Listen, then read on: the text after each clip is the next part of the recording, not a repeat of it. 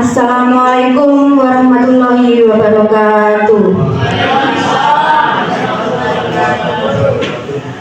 Kami ucapkan selamat pagi dan salam sejahtera bagi yang beragama selain Islam.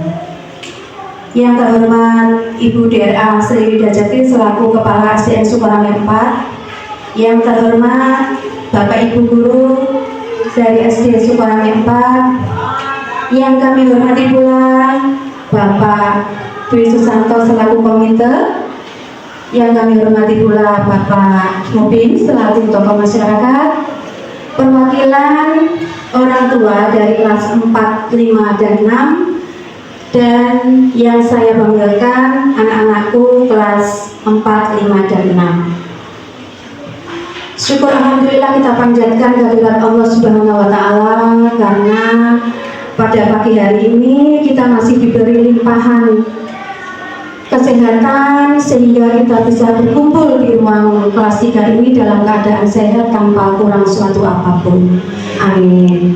Yang kedua, saya juga mengucapkan terima kasih kepada panjenengan semua yang telah memenuhi undangan saya dalam rangka penyebaran pemahaman, pemetaan dan pengelolaan aset yang ada di SD Sukarame 4.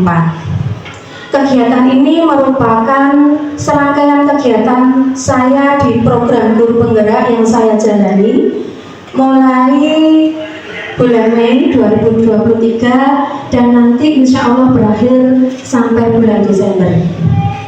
Itu aset utama yang ada di Sukarame 4 itu, yang pertama ada aset manusia, yang kedua ada aset sosial, aset fisik, yang keempat aset lingkungan, aset finansial, aset politik, dan yang terakhir adalah aset agama dan budaya.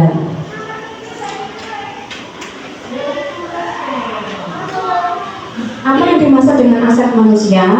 Aset manusia yaitu sesuatu yang ada di sekolah yang berwujud manusia, yang mempunyai kualitas, kecerdasan, pengetahuan, keterampilan, dan percakapan. Nah, apa saja yang ada di dalamnya yang termasuk aset manusia? Aset manusia ada kepala sekolah yang profesional. Kemudian dari Sukarame 4 kita mempunyai aset manusia guru yang berjumlah 10 orang, ASN-nya 7 orang, non-ASN 3, dan itu semua lulusan S1.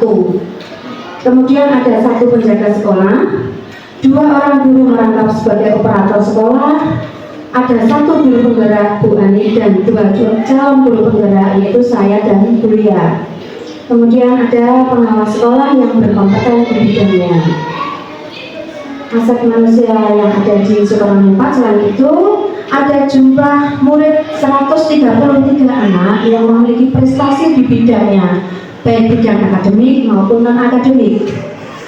Ada Bapak Komite Sekolah yang mumpuni dan selalu mendukung program sekolah. Terima kasih Pak Santo. Kemudian ada orang tua dan masyarakat sekitar yang terlibat aktif dalam kegiatan sekolah. Seperti itu. Nah, bagaimana strategi pemanfaatan aset manusia? Yang pertama, kepala sekolah memiliki nilai dan karakter yang berperan sebagai manajer dan teladan sekolah.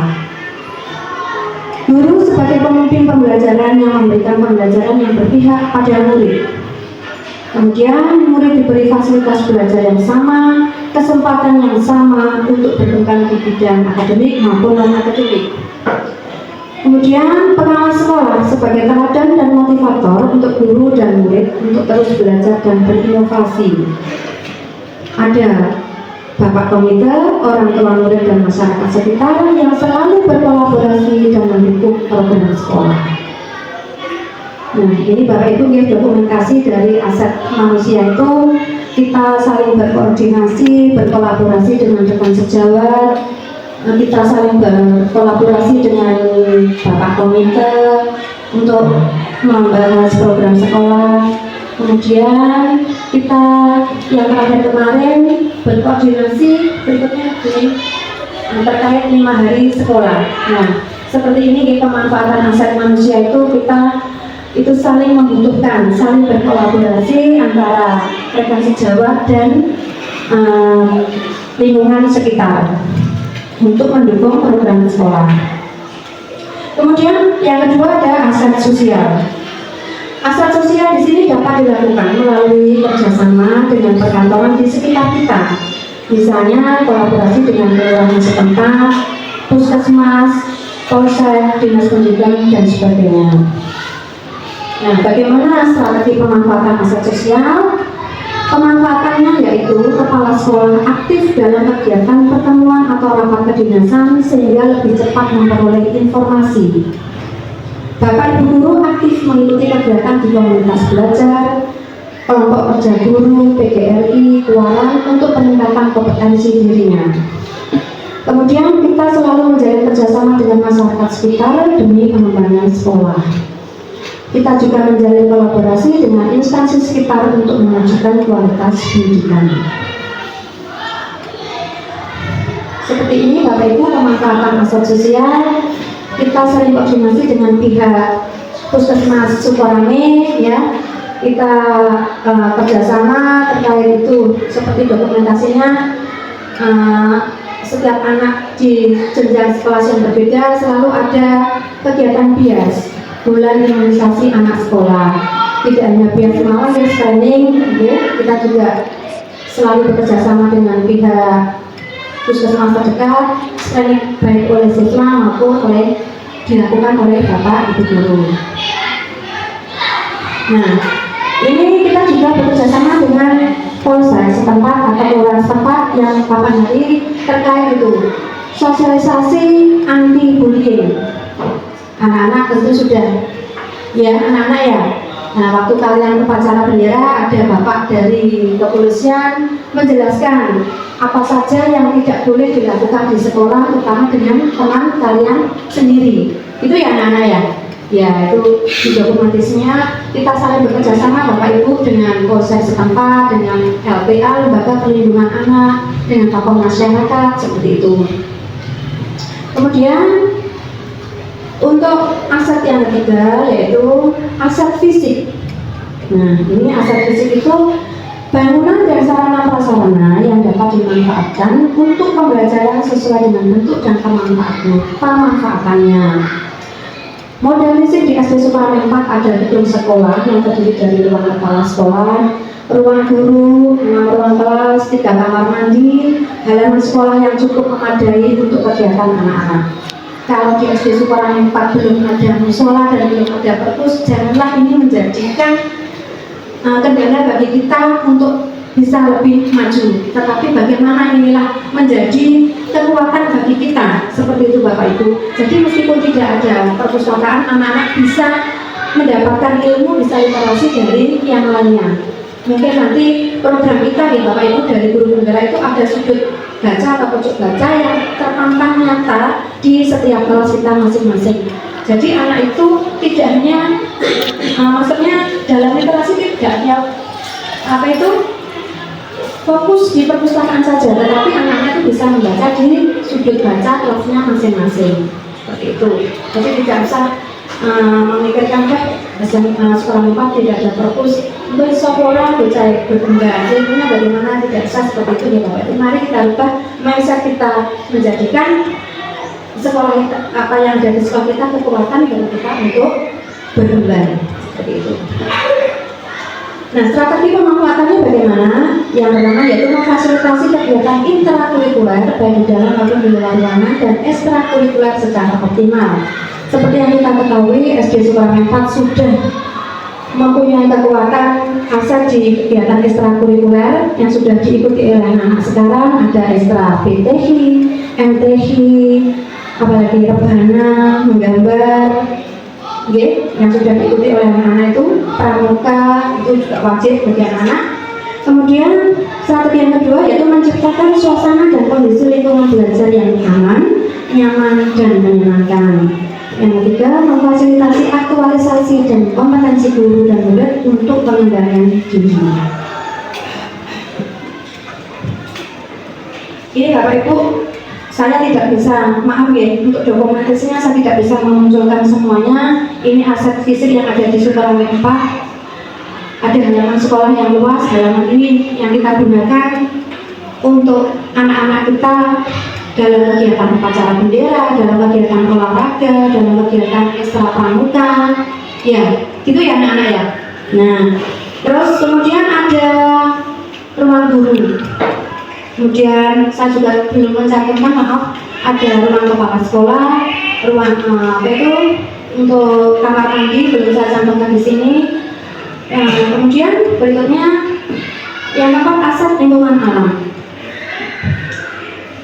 Lingkungan alam yang ada di sekitar sekolah merupakan modal yang sangat berharga untuk menciptakan pembelajaran yang menyenangkan, seperti memanfaatkan lingkungan menjadi area untuk hidup dan dapat dimanfaatkan untuk belajar tentang obat dan manfaatnya. Lingkungan sekolah mudah dijangkau, tempat belajar yang jauh dari kebisingan, jauh dari pencemaran udara. Apakah seperti itu anak-anak yang kalian rasakan? Sekolahmu mudah dijangkau kan? Dari rumahmu untuk menuju sekolah mudah dijangkau ya? Nah, jauh dari kebisingan. Ya tidak? Ya. Jauh dari pencemaran juga. Ya jauh. Ya. Nah, kemudian pemanfaatan aset lingkungan alam. Berikutnya kuning juga. Nah, di sini Bapak Ibu pemanfaatan aset lingkungan alam ya, itu tadi sudah saya jelaskan. Untuk halaman sekolah kita gunakan untuk kegiatan anak-anak, baik upacara, kegiatan olahraga, senam pagi, pramuka. Nah, Bapak Ibu di samping kelas kita itu ada lahan kosong sedikit, itu kemarin kita manfaatkan untuk tanaman toga. Nah, kemarin belum maksimal ya, karena sekarang ada tumpukan kayu, jadi nanti setelah tumpukan kayu itu kita bersihkan, kita berusaha untuk memaksimalkan lagi lahan kosong yang ada di sebelah kelas 3 dan kelas 4. Kemarin sudah digunakan untuk tanaman toga dan anak-anak bisa merasakan manfaatnya. Mereka bisa belajar dari situ apa saja tanaman toga, manfaatnya apa saja, anak-anak sudah bisa merasakan. Kemudian aset finansial, yaitu sesuatu yang dapat digunakan untuk membiayai kegiatan sekolah baik internal maupun eksternal. Kemudian pemanfaatannya atau strategi pemanfaatannya adalah modal finansial menjadi sangat perlu dipertimbangkan, karena untuk mewujudkan pembelajaran yang berkualitas perlu adanya pembuatan RKAS yang mendukung untuk keberlangsungan proses pembelajaran menjadi lebih berkualitas. Nah, begini susunan pemanfaatannya. Yang pertama, penyusunan RKAS dengan berdasarkan skala prioritas. Kemudian kita juga menjalin kerjasama dan kolaborasi yang baik dengan komite dan wali murid. Saya tidak bisa memberi dokumentasi Bapak Ibu untuk aset finansial karena itu rawan untuk kita munculkan, ya kan ya? Kemudian aset politik, yaitu sumber daya yang dapat mempengaruhi kebijakan dan pengambilan keputusan sehingga mampu mengakomodir kepentingan warga sekolah. Strategi pemanfaatan aset politik. Yang pertama, membuat kebijakan dalam peningkatan kerjasama dan peran serta keterlibatan komite sebagai sumber daya di dalam kegiatan atau program sekolah yang saling mendukung keberhasilan murid. Yang kedua, meningkatkan peran dan keterlibatan sumber dana alternatif atau bantuan seperti beasiswa berprestasi, PIP yang dimiliki oleh anak-anak, dan bantuan lainnya. Meningkatkan kerjasama dan peran yang saling mendukung keberhasilan antar instansi atau lembaga.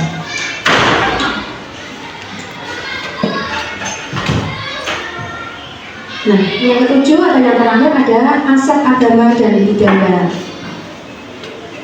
Modal agama dan budaya dapat membantu proses pembelajaran menjadi lebih berkualitas.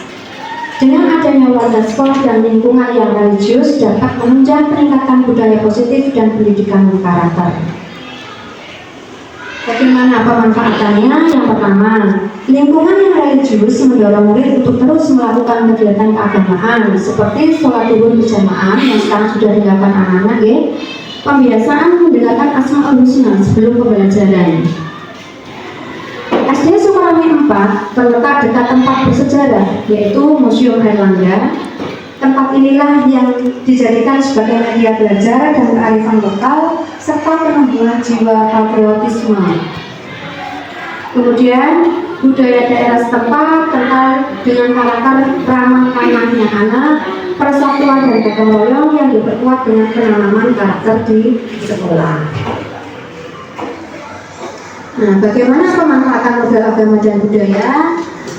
Kegiatan memakai baju Jawa, baju adat Jawa atau lurik yang sudah menjadi kebiasaan anak-anak di SD Sukarno 4, ya. Setiap Kamis terakhir anak-anak memakai itu ya baju lurik untuk menanamkan rasa cinta tanah air. Kemudian budaya 5S, senyum, sapa, salam, sopan dan santun yang dilakukan oleh warga sekolah. Budaya saling menghormati antar teman dan menghormati bapak ibu guru. Kemudian untuk ini pemanfaatannya ya Bapak Ibu. Nah, ini anak-anak sudah terbiasa